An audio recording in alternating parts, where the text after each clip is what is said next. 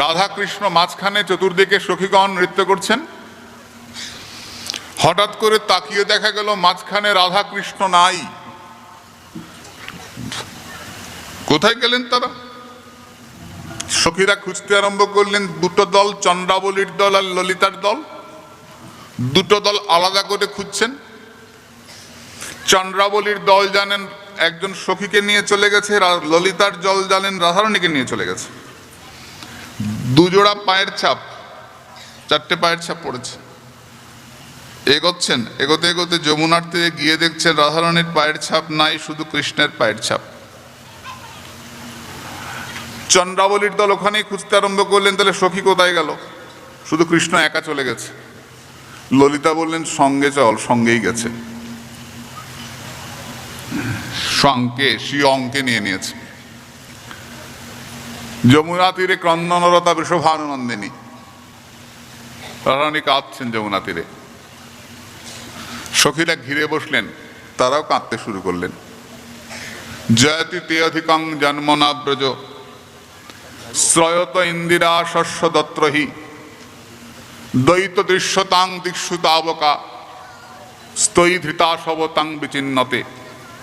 কৃষ্ণ একবার এসো, একবার এসো কৃষ্ণ, তোমাকে না পেলে দেহ ত্যাগ করব, বন্ধু একবার এসো।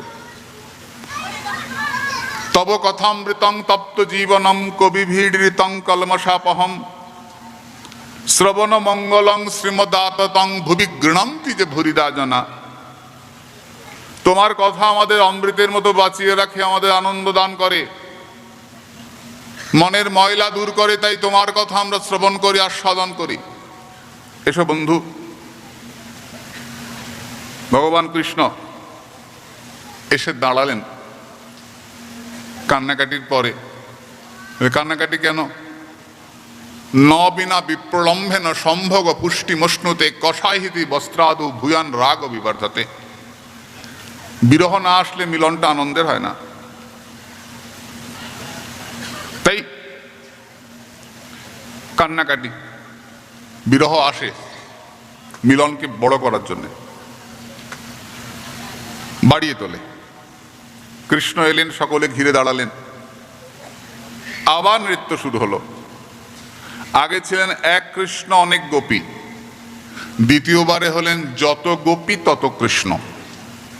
300 কোটি গোপী, 300 কোটি কৃষ্ণ। অপূর্ব নৃত্য। নৃত্য অবসানে যুগলে বসেছেন আমার বৃন্দাদেবী, থরে থরে খাদ্য সম্ভার সাজিয়ে দিয়েছেন। রাধারানী তুলে দিচ্ছেন গোবিন্দ বদনে, গোবিন্দ গ্রহণ করছেন, অধরামৃত পাচ্ছেন রাধারানী, তার অধরামৃত পাচ্ছেন সখীগণ, তার অধরামৃত পাচ্ছেন আমার পরম দয়াল শ্রী গুরুপাদপদ্ম, আর তার অধরামৃত পাচ্ছি আমরা। এই রাসস্থলিতে এটাই আমাদের লাভ।